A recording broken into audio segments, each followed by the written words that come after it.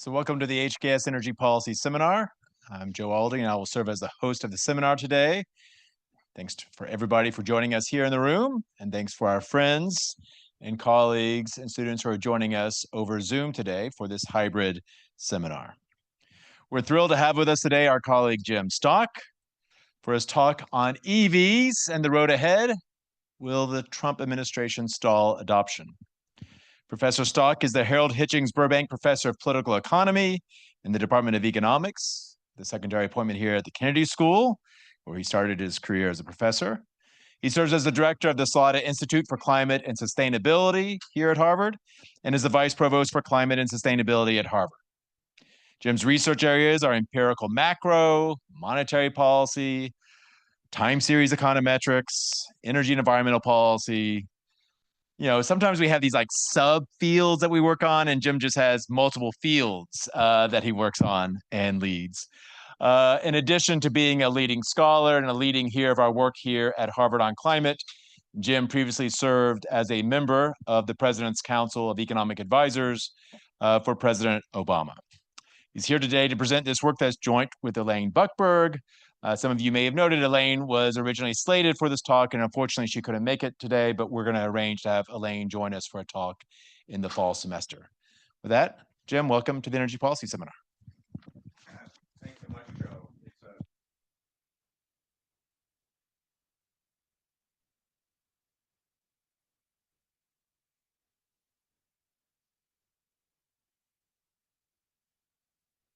Okay, is that better? Yeah. Okay, great. So yeah, it's joint with the team, and Cassie Cole is here somewhere, and she's been super helpful and working hard on these results. Some of the stuff that we'll present today is preliminary, and look forward to getting your input on it. And I need to say, this is like a Fed disclaimer. These are my views and not the official views of the Federal Reserve System, or Harvard University or the Salata Institute. Okay. Okay, so I'm going to talk about EVs, going to talk about Trump initiatives, or I should say more generally Republican initiatives. Some of these are legislative, some of these are administrative. And then trying to get a handle on what the magnitudes are going to be. So there's been an awful lot of discussion. I mean, there's been a lot of discussion about potential changes in the EV federal landscape, and what we're going to try to do in this talk is attach some numbers to that. How big a deal is this in terms of EV penetration? So I'll get to that in a little bit. Let me just start with some background. So probably everyone in this room knows, but at least they know the big picture. It's useful to have some numbers attached. So the last completed greenhouse gas inventory is 2023 by EPA. Transportation is 28% of GHG emissions, and of transportation, light duty vehicles are 58% of emissions. So we're going to be focusing on light duty vehicles today. That's 16% of US GHG emissions, so it's a considerable chunk.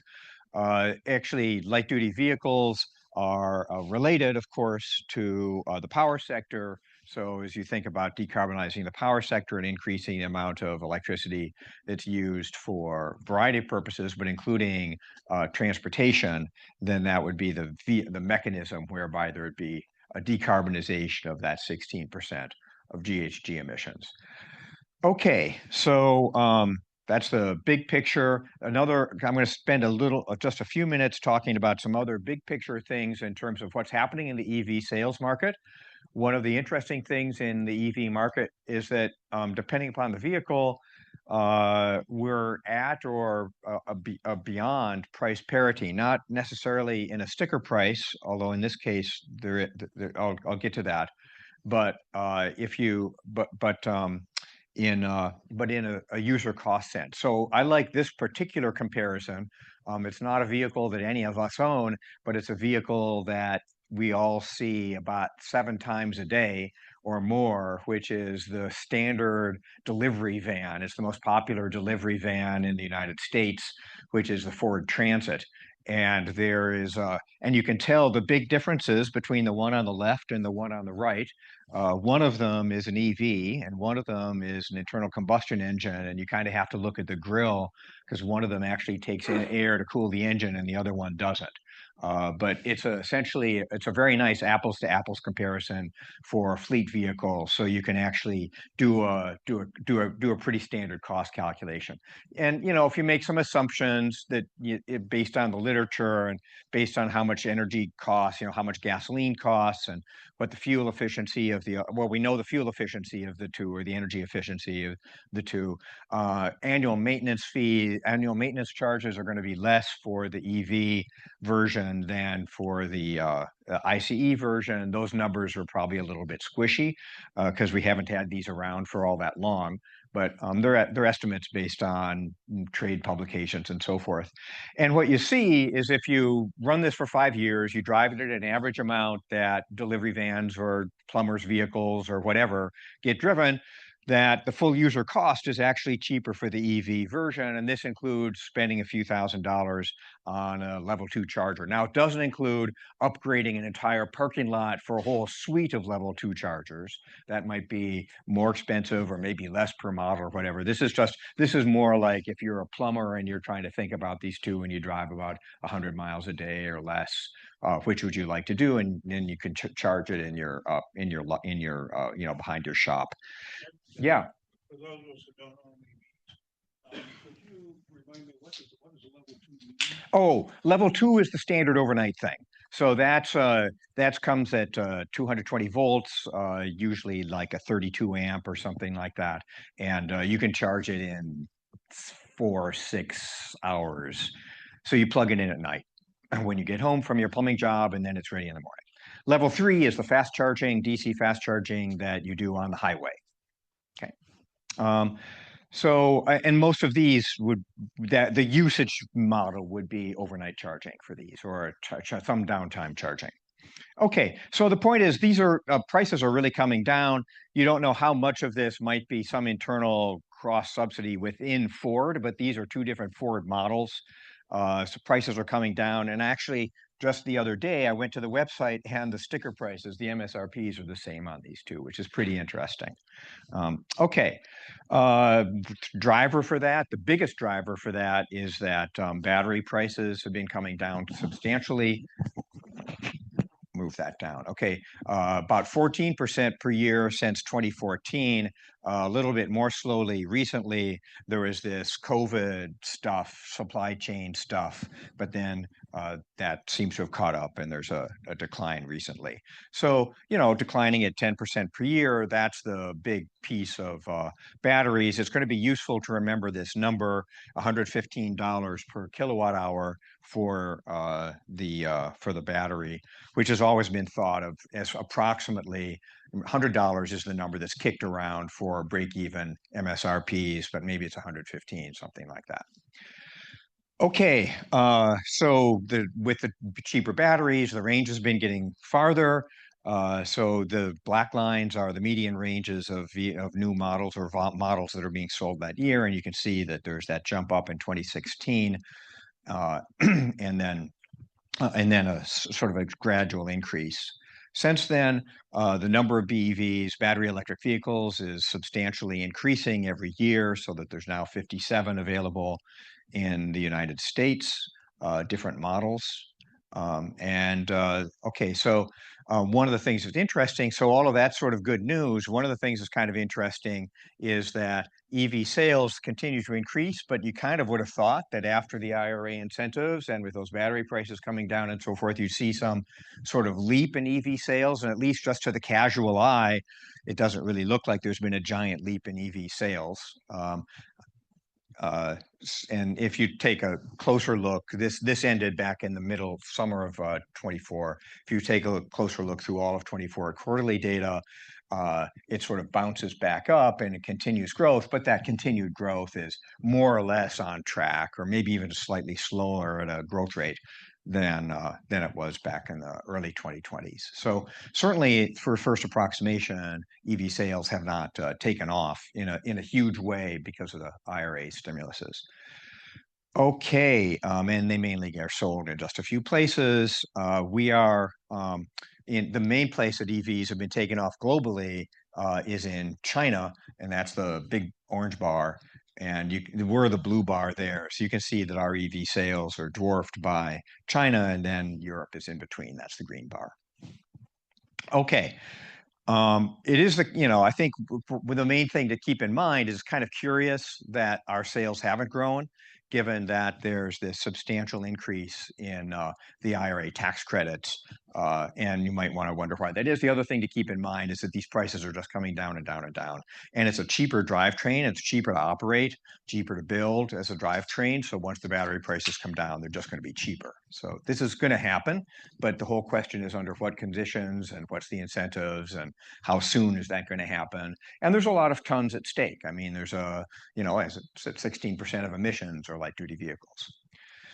Okay, I'm just going to give a very brief mention of other things that the team is working on. Elaine was going to talk today, but she can't, so I'll just fill in with some of these other things that she and our group, Cassie and others, are working on.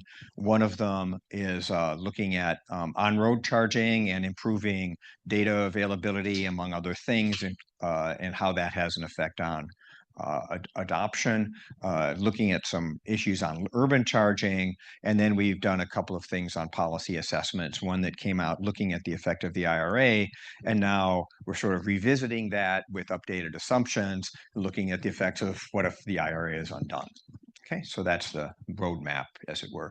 So what I'm going to do is I'm going to spend a little bit of time talking about policies, and then I'm going to do a tiny bit on modeling, and then I'm going to do some results.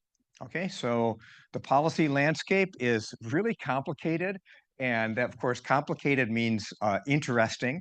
And so that's like one reason it's worth doing the model. So one thing that we're going to find is that one of the things that's kind of fun in this space is that a lot of these policy changes are not additive. You might normally think I do A and I do B, then isn't A and B the sum of A plus B? And the answer is all typically not in this space because there's so many interacting things that are going on. So let me just explain a little bit of the policy landscape. So the major issues. So this is IRA, Inflation Reduction Act, and the Infrastructure Investment and Jobs Act, sometimes known as the Bipartisan Infrastructure Law. So these are the two big things that affect federal subsidies in one way or another. So there's a bunch of different pieces of it. So the one that you've probably, if you're not an EV owner and you haven't really heard of much, you probably still have heard of a $7,500 tax credit.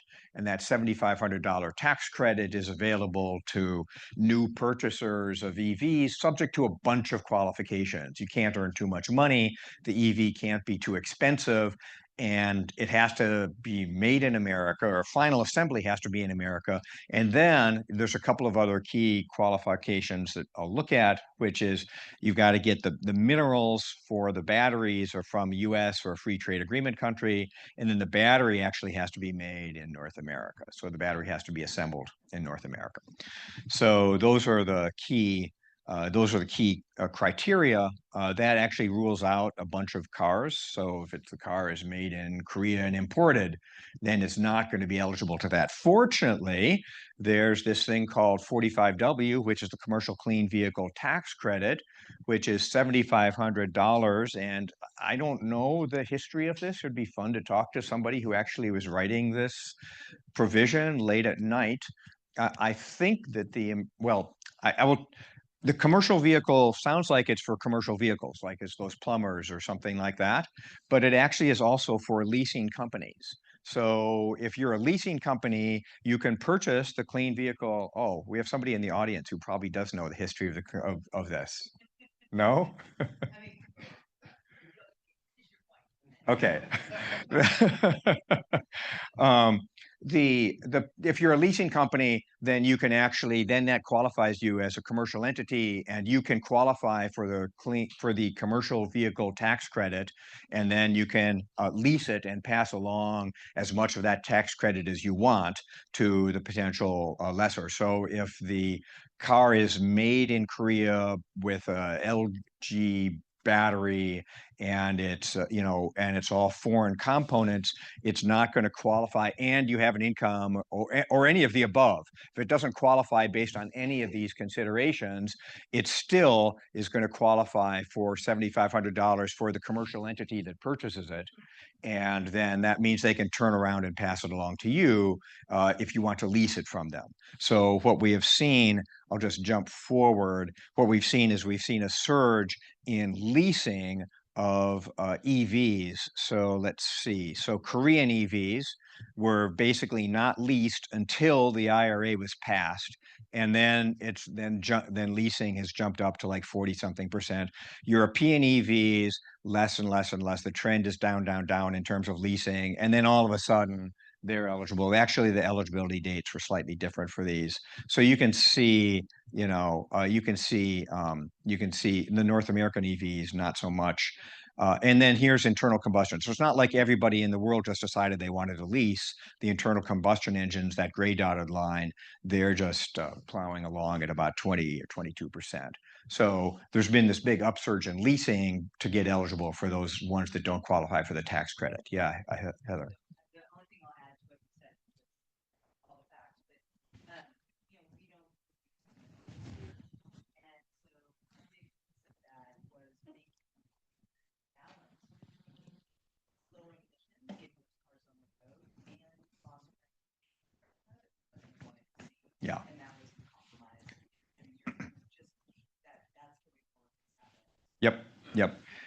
Yep, absolutely. And the minerals are from the US or an FTA country. Yeah. Could you just summarize, since we don't have audio? Oh. For the people on Zoom, quickly summarize what Yeah, Heather's point was Heather Boucher, who's joining us, who used to be a member of the Council of Economic Advisors until a month ago, a little more than a month ago.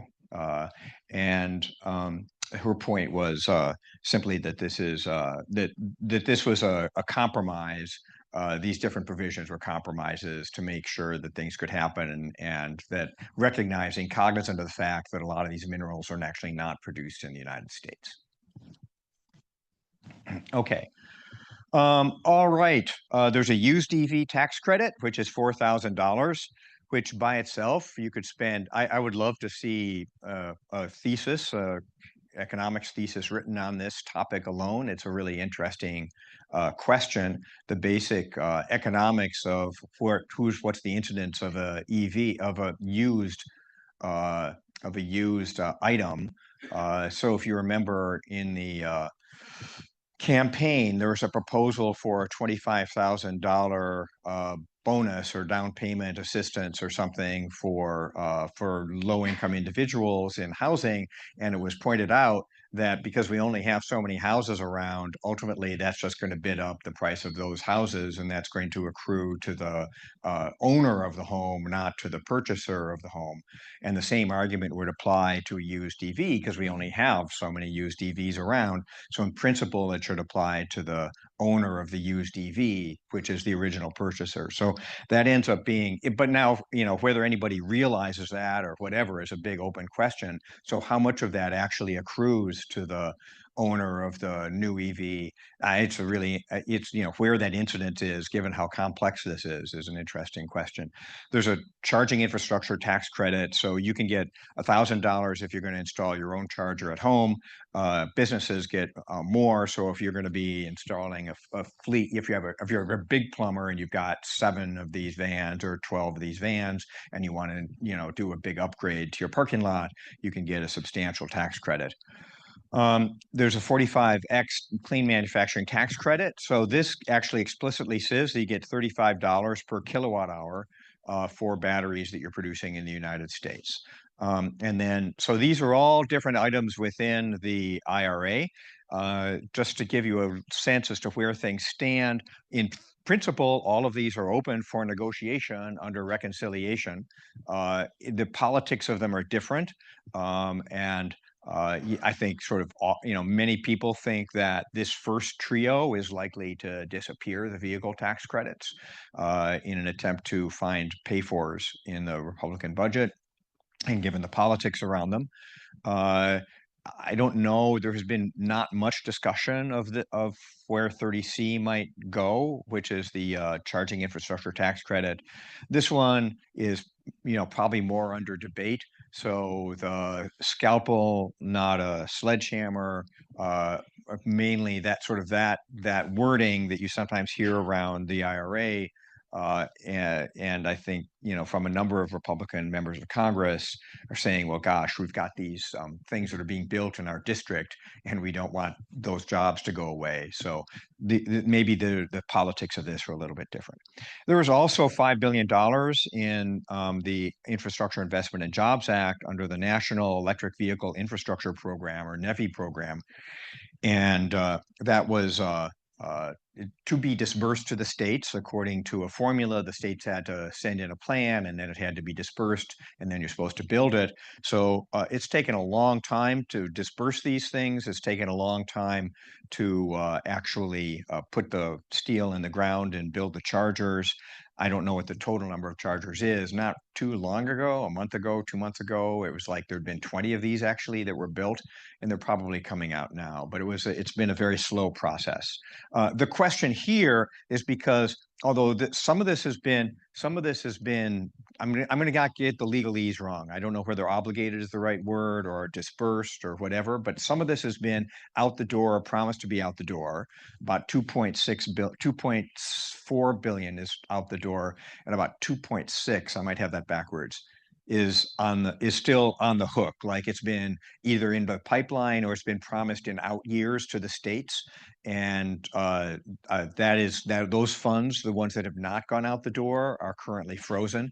So there's two possibilities. One, there'd be an attempt to claw back the stuff that had gone out the door, which seems to be a lift.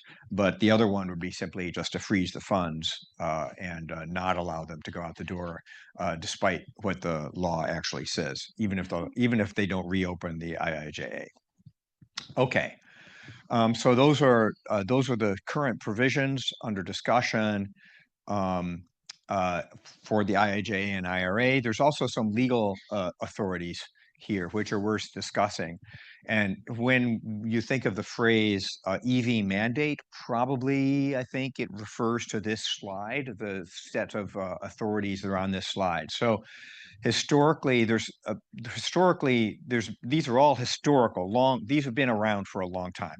Okay, so one of the corporate average fuel economy standards, that was done back in 1975, say, wait, we're importing way too much oil, we've got to reduce, improve fuel economy, so we're not going to be importing as much oil. So that was the world back then. It was updated in the Energy and Security Act, Energy Independence and Security Act of 2007. And it's administered, so basically you reduce the amount of, that's fuel economy in your internal combustion engines. There was a final rulemaking that was promulgated on June 7th, 2024. So that's before the Congressional Review Act deadline for model years 27 through 31, and it topped out at 50 miles per gallon for model year 31. The only way you could achieve that is by giving EVs credit. There's a complicated thing about how that fuel equivalency credit is computed that I won't get into, but essentially, this is not going to be achieved without going, without either everybody gets a Prius, or alternatively, some people get their internal combustion engines, and a lot of people get their battery electric vehicles. So that has a twin legal authority, which is the total emissions you can emit, total CO2 emissions you can emit, and there is that regulation was promulgated March 20th. These two things were aligned. So you can basically you can call these together either the tailpipe standards or the fuel economy standards, and they're aligned and driving much higher MPGs. But to the extent that there is something that might plausibly be argued to be an EV mandate, technically, you don't have to do this entirely with EVs. There's a bunch of different pathways in theory, but as a practical matter and thinking about the economics and the cost, really the only way that's cost effective to accomplish something like that is through very substantial EV penetration. So this would be implemented through a cross-subsidy scheme, a tradable permit scheme, and those tradable permits would give benefits to EVs. So technically it's not an EV mandate, but it really is structured to drive EV penetration. There's a couple of other things that are important. California has a waiver under the Clean Air Act, which is historic, goes back to the original Clean Air Act because their air pollution was much worse. They are out ahead of the United States. They were given this waiver authority. There's a presumption that EPA will grant the waiver. So by law, EPA is expected to grant the waiver unless there's certain specific narrow considerations or conditions under which they don't grant it. So there's a legal presumption that they will grant it. And so California has a zero emission vehicle program, and it's had it for a while. It has a mandate that says that you're going to have 68% be zero emission by 2030 and 100% by 2035. This is commonly known as the ICE ban, which I think that's accurate. Because it has to be zero emission vehicles. It isn't an EV mandate because you could do it using hydrogen, fuel cells, but I don't think that's the likely path. So this is another way to think about it. I think, plausibly could be called an EV mandate, implemented by a tradable ZEV credit program. Section 177 allows other states to adopt it. So Massachusetts has adopted the Section 209 waivers, and we're among the 17 states that have. So we are actually on the schedule of California, along with New York and a bunch of other states, basically West Coast and Northeast states, plus California and Minnesota. So, excuse me, plus Colorado and Minnesota. So those are the ZEV states together. These have all been mandated to be under review, and I think these reviews are supposed to report back really soon, like we're going to give them 45 days or something like that, maybe 60 days. So maybe later this month, I'm not sure. And then finally, all of this is made possible by the endangerment finding. And the endangerment finding is an EPA decision, a rulemaking back in the late 2000s that concluded that greenhouse gases, CO2 in particular, poses a risk to human welfare. Therefore, it's a danger. Therefore, it qualifies as a pollutant under the Clean Air Act. Therefore, EPA not just has the ability, but it has the responsibility to regulate. So all of these fall under that. So if the endangerment finding were repealed, then this entire thing would just fall apart because there'd be no legal authority anymore. And there's that the endangerment finding is under review. There's been discussions, actually it's been floated, that there's going to be an attempt or desire to do something about the endangerment finding. Exactly what's done about it, I don't know. That's complicated. And it is a big lift. It is a big lift legally at this point to argue in front of the Supreme Court that greenhouse gases, that CO2 does not pose a risk to human health or welfare. I don't know. So no one really knows what that. Anyway, that's the list. We don't model withdrawal of the endangerment finding, but we do model each of these, and each of these is going to be a consequence of that. Okay. Finally, there's selected state policies. I mentioned the California and Section 177 states having the ZEV policies. A bunch of states have EV tax credits. Those are basically phasing out. The more EVs there are, the more expensive it gets. So those are kind of phasing out across the board. More common is that states are still doing subsidies for installing chargers. And some of those are by state utilities. We don't model this. These are all sort of ongoing.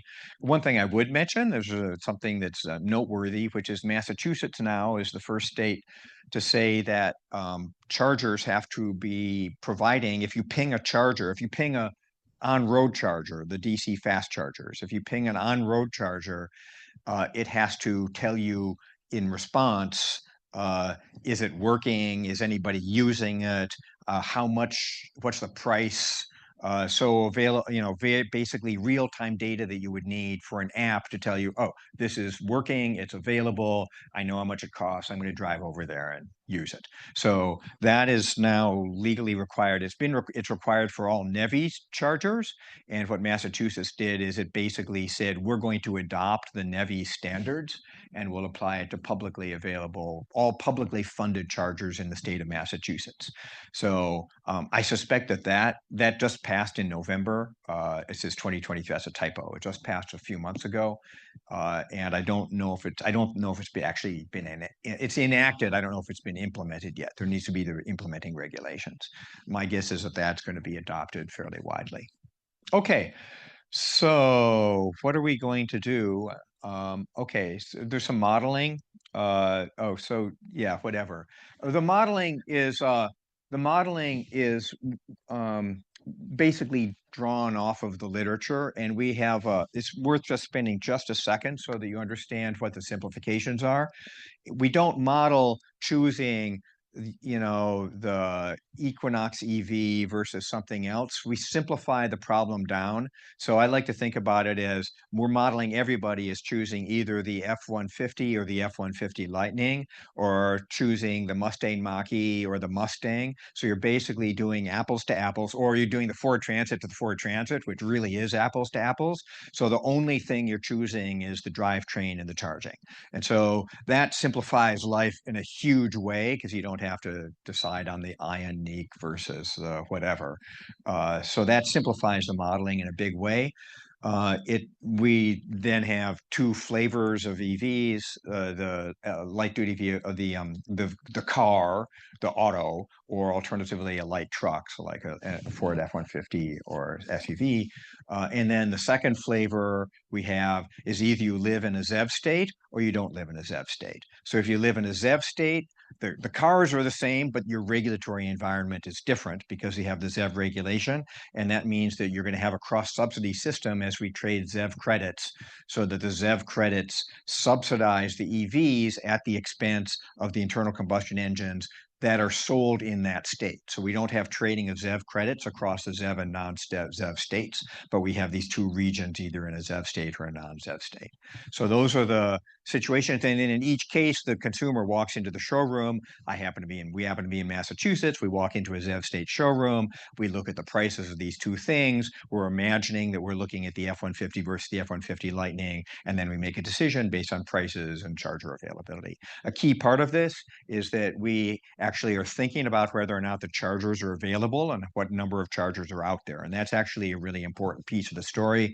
And then we have a model of charger provision by private sector charger entities, and also just by public sector entities. So this model is based on stuff in the literature and estimated using a variety of parameterizations in the literature.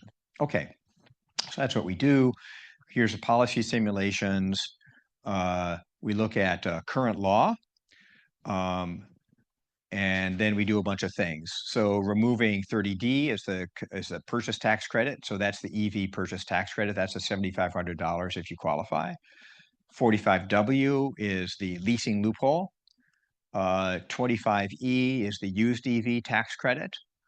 30C is the charging tax credit. So that's either we do it for the commercial people, like you're the plumber and you put in something in your lot, or alternatively, we just look at it if you're the consumer and you get up to $1,000 tax credit, and we remove that. Okay, so capping NEVI. So what that says is that we have allowed, what is it? We have dispersed 2.6 or 2.4. We've dispersed 2.4, and then the question on the table is what happens with the remaining 2.6. And in the baseline, those 2.6 are also spent on chargers. And in this scenario, we don't claw back the 2.4, but we don't give you the 2.6, because those are real numbers that are out there. And then this is removing 45X. So this 45X tax credit, this is $35 per battery, per kilowatt hour. So a battery in my Bolt is a 70-something kilowatt hour battery. Most of the vehicles now have a bigger one. So let's say it's a 100 kilowatt hour battery. That's $3,500 per vehicle. So that's a substantial piece of change. And so, do we remove that or do we not? And then the final thing is, can we eliminate the California waiver? So if you have the California waiver, remember, if you live in Massachusetts or one of the Section 177 or ZEV states, then when you walk in to the showroom, everybody you can go to the Massachusetts, if you Google Massachusetts ZEV credit trading, you will go to the first link will take you to a Department of Transportation.gov or something like that at Massachusetts website that tells you how many ZEV credits were sold and traded and so forth last year, generated and traded last year. And that means that there's price impacts on the showroom floor here that are benefiting the EVs. Those will go away if you eliminate the Section 177 authority. Okay, so we're going to look at EV sales and CO2 emissions and fiscal costs. And what we're not going to do is we're not going to even think about tariffs. Okay, that's this isn't complicated enough. And we're going to hold constant state and EV charger incentives. And I think that sort of goes to a general point is you can think of all of these like either political or economic general equilibrium effects of making changes here. So, what if all of these disappear? I can imagine that some of the ZEV states would actually double down on charger incentives, for example. So there's going to be these complicated interactions. We don't do any of that. We don't do any of these general equilibrium things. So that's okay. So there are these complicated interactions, and I think it's worth just pausing on that because I do want to make sure that we talk about that. So remember, so he's thinking, why is it that EV sales haven't taken off even though we're getting this big bump from the IRA in terms of subsidies? My own opinion and our research strongly suggests that you can't charge these things. And if you can't charge these things, then basically our estimates are that you get about a 10x for a dollar spent on a charger, fiscal money, federal money spent on a charger, you get about 10x the penetration effect that you do for that dollar spent on a subsidy. So, and we don't, and the numbers are in the tens and hundreds of billions of dollars on direct subsidies, and they're in the 2.4 or 2.6 billion dollars on chargers. So we sort of got this flipped around, and if you don't have enough chargers out there, you can't. What can you do? That's a big motivation for our entire research program, which is thinking about charging infrastructure, which I think we think, and the evidence really suggests is the really big impediment right now. The other thing I point out, and we'll see this, I hope I remember to digress on this or talk about it, is that there's this interaction between the federal and the state policies. So if you are in the state of California, if you're in the state of Massachusetts, remember, I'm getting at the moment, suppose my vehicle qualifies for the tax credit and all of that. So I might get $7,500 for my vehicle and I qualify in terms of income. And so I might get $7,500 off the sticker price of my vehicle, of the vehicle that I want to purchase. On top of that, I have the state mandate. So we're on this ZEV ZEV mandate pathway. So there's going to be an additional boost. If our sales of ZEVs are not quite on that schedule, there's going to be an additional ZEV credit trading system that's going to cross-subsidize the EVs at the expense of the internal combustion engines. What's going to happen to the size of that cross-subsidy if I eliminate the IRA $7,500? If I still have the same required path, then I have the same required path. And how in the world am I going to get on that required path? Well, I'm going to have price incentives to do that. I can't, it's not like I can throw you in jail if you don't buy an EV. I can incentivize you and I can sort of tax you by buying an ICE. What's going to happen to those price incentives? Those price incentives are going to have to get much, much larger if it's internally entirely to Massachusetts. What's happening now is the taxpayers of the United States are subsidizing me, the EV buyer in Massachusetts, so that I don't have as big an tradable credit. Do you get that? Okay. I don't think a lot of people get that about this, but that's one of the things that's fun, or at least interesting. Okay. We have a bunch of assumptions. Okay. Here's some basic results. Okay, so what happens if you eliminate the so the first three of these things are vehicle credits. So this is the $7,500 for the purchaser. All right. So most people are purchasers, and most people are qualified. And so not every vehicle qualifies, but most of them do. And we estimate that for 2030 EV sales share, I'm sorry, our baseline sales share, we just calibrate this. We make this, well, not make this up, but we take it from the literature and we calibrate to this.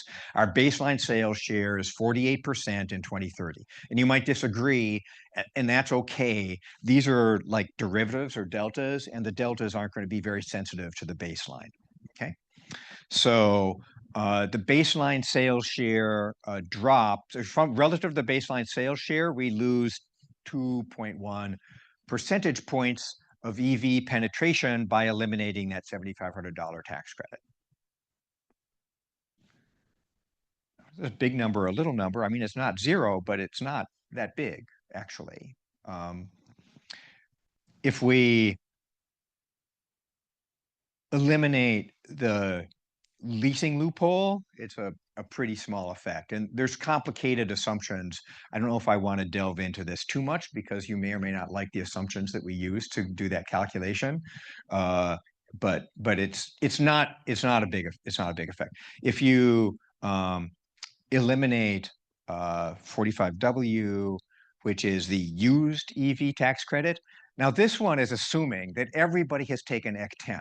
Okay, so if you've taken EC10, then that means that you know that when you sell your vehicle, you're going to get accruing to you that additional $4,000. And so that feels like a net present value of $4,000 when I sell it 5 years from now in my pocket when I purchase it today at some discount rate. So if you've taken EC10 and you've got it in your spreadsheet, then that's putting $2,600 more in your pocket when you buy the EV. And if you believe me, then that has an effect of about 1.2 percentage points. And you might say that's just ridiculous. And it's really 0 percentage points or something. But it's probably between 0 and 1.2 percentage points. So it's not a big effect. Not a big effect. The alternative is probably not going to accrue to the purchaser of the used EV. It's going to accrue to you. It's just a question of whether you internalize that when you buy the new EV. Okay. Charging. Commercial vehicles, these are these plumbers. And that actually, all of a sudden, that's not much money, but it actually has a big bang for the buck. This one, the at-home charger, this is not as effective because it's the on-road chargers that you really, really need. The NEVI program, this is amazing. So remember, we've got like $2.6 billion that we haven't disbursed. That has about the same effect as all of these tens or hundreds of billions of dollars worth of EV tax credits.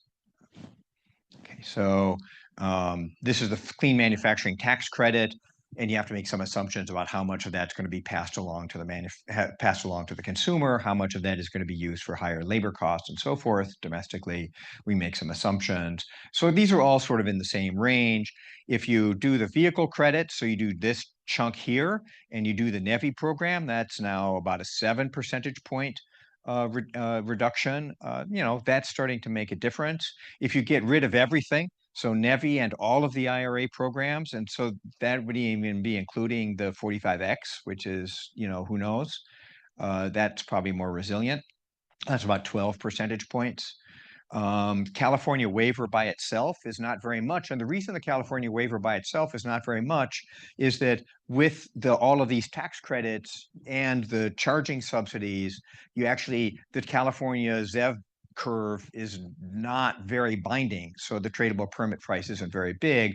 So getting rid of that doesn't have too much of an effect. But if you do everything at once, you're at about 14 percentage points.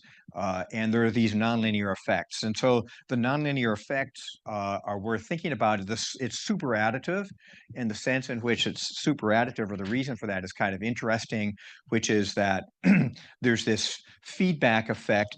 What happens here is first, what happens here, if you don't give people the $7,500, they don't buy the car. But that has a knock-on effect, which is that there's now fewer chargers that are built. And if there's fewer chargers that are built, then that further discourages additional people from buying the cars. So you actually get in these calculations, like 2.1 plus 0.4 turns out to be more than 2.5. Okay, so because there's these knock-on effects. Okay, just as a comparison, we have a really simple calculation. Well, we did some surveys, we calibrated some models, we did some math, did some simulations. We estimate that if you went to an environment where all of the chargers that were out there, real-time, all the DC fast chargers, the on-road chargers provided to your API, when you ping it, real-time data that was accurate and you believed, that would be worth about 6 percentage points on 2030 sales.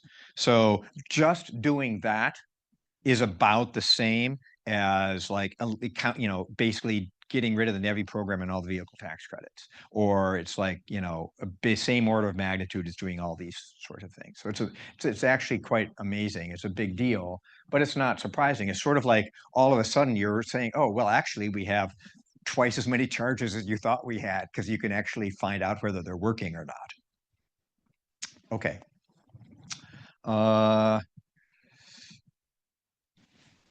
Fiscal costs in the NEVI elimination. So why is it $13.7 billion? I just told you it was $2.6 billion. If you're only eliminating NEVI, you're also saving money because now nobody wants to buy one of these things. And so that means you don't have to give them the tax credit. So eliminating NEVI, holding the tax credits constant, saves you a little bit of money on the NEVI side, but a fair amount of money on the tax credit side, because now nobody wants to buy the cars, or fewer people want to. This is $120 billion, $120 billion for 2 percentage points. So clearly a lot of fiscal savings, depends how you look at it, a lot of fiscal savings for a small impact on EV sales.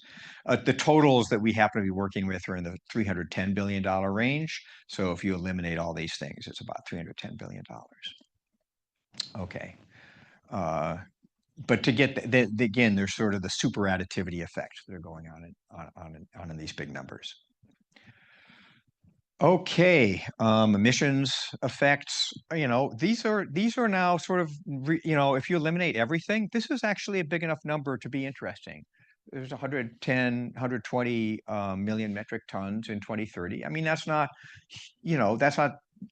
transformative in and of itself, but it's an indication. That's 1 year, and it's an indication of the path and sort of the delay of that path. So that's a substantial amount of emissions. And tradable permit prices. So this is the the value of a ZEV permit. So roughly speaking, this would be how much the EV would generate a ZEV permit, which you have to sell to the ICE if you want to buy the ICE. And this is on the order of, these are on the order of a couple $1,000s. They get way more expensive if you eliminate all of the IRA subsidies. So if the IRA subsidies disappear, then all of a sudden we've got this big internal tax within the Section 177 states. And pretty substantial effects if you do everything in terms of the number of EVs on the road in 2030. So in the baseline, we have 32 million EVs on the road, and there's, that's cut by a third, roughly speaking, if you eliminate all of it, maybe a little bit less than that, but it's not, more than a quarter of EVs on the road. But that's consistent with the pretty substantial emissions effects, 110 million metric tons. Okay, so that's sort of the main point. These policy impacts are pretty complicated. So, I thought this would be sort of just a slightly fancy version of a back of the envelope calculation. But then as we got into this, we realized that these things really interact in complex ways that you really need to sort of go through the numerics of. There's an awful lot of inframarginal stuff here. So we have not talked. So these tax credits, one of the reasons they're so expensive is that they induce some people to buy an EV, but a lot of people are going to buy an EV anyway. So they just get to put it in their pocket. And if you're going to do a welfare cost calculation on that, you need to take into account the marginal cost of public funds, and that makes them look even less attractive. On the same token, because the charging is so inexpensive, the marginal cost, there's a calculation by Hendren based on some simulations that we had done, which is that the investing in charging stations has the best bang for the buck of any fiscal policy that they've ever studied. And they have like 10 papers on this, including one in the QJE with all of these, like early childhood education. So chargers are better than early childhood education. Okay. Okay. Yeah, I think that's it. Okay, great. Thanks, Jim.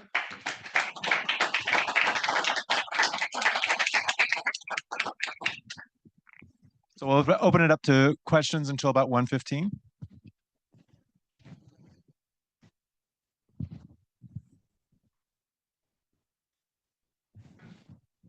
Hi, thank you so much for sharing all this. Out of curiosity, do health impacts and health costs ever come into the trade-off conversation when discussing policy? And if so, how? Oh, and then a selfish personal question is, do you drive an EV and how did you decide which one to choose? If so. The health, these calculations don't have any health numbers at all. Health is actually substantial because it reduces the, NOx and other sorts of local particulate pollutions and so forth. And so that would be an extension of this. We just haven't done those numbers. Those are particularly important, especially if you're thinking about talking about school buses and diesel and so forth. So I don't want to minimize that, but we just don't do it. And we don't have a social cost of carbon in here either. We're just looking at the fiscal things and the EV penetration. So, yeah.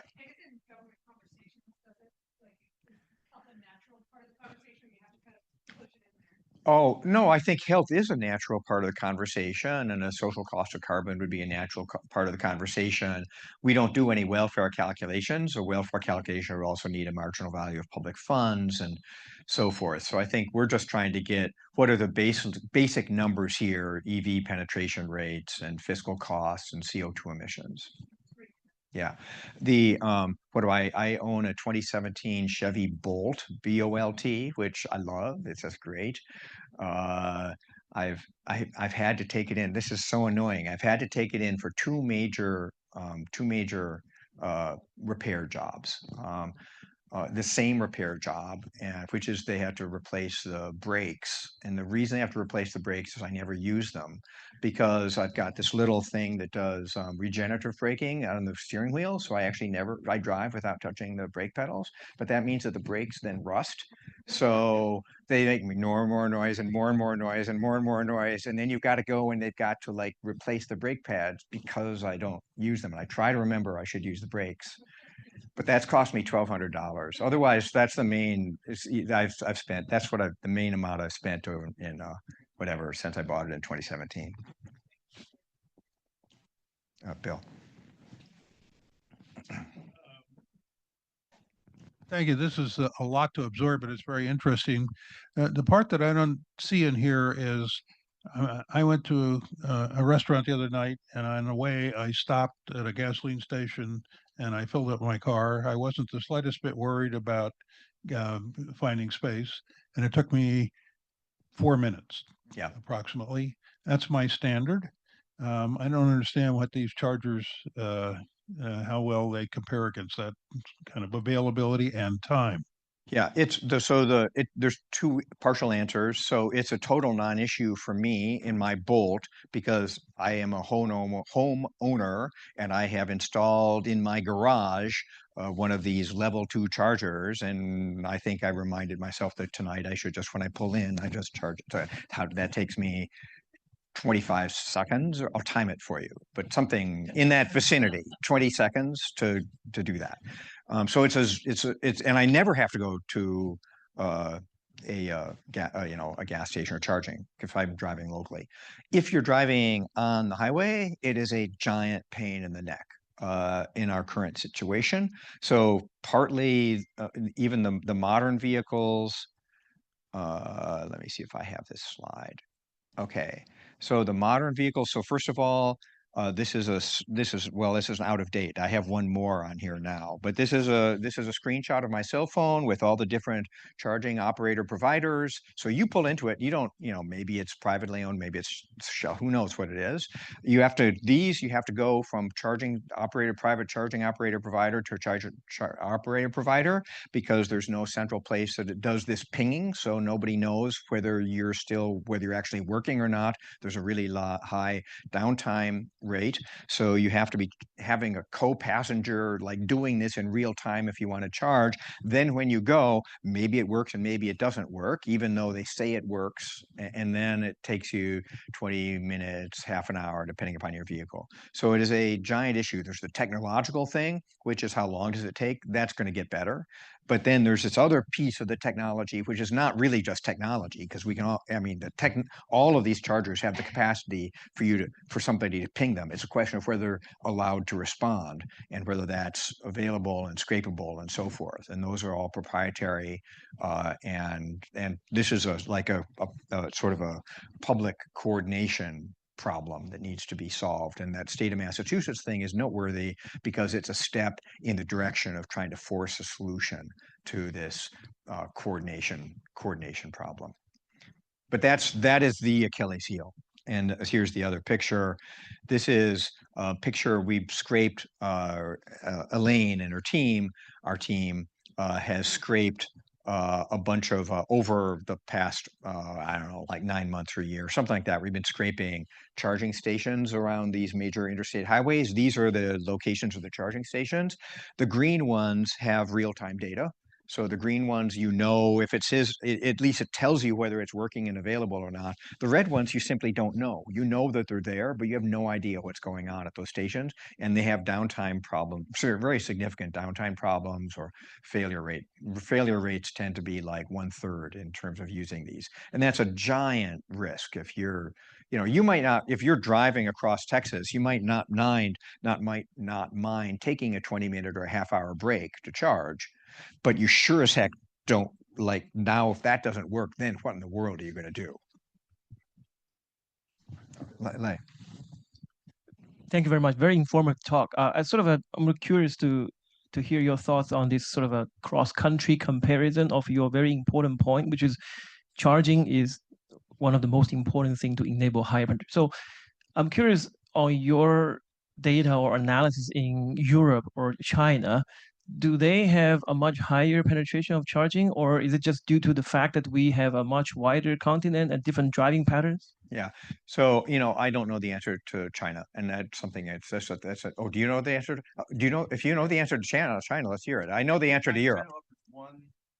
charging point for every China offers one charging point for every 2.7 EVs, and the US is one charging point for every 29. Yeah. China added 4.2 million charging points last year. We added 38,000.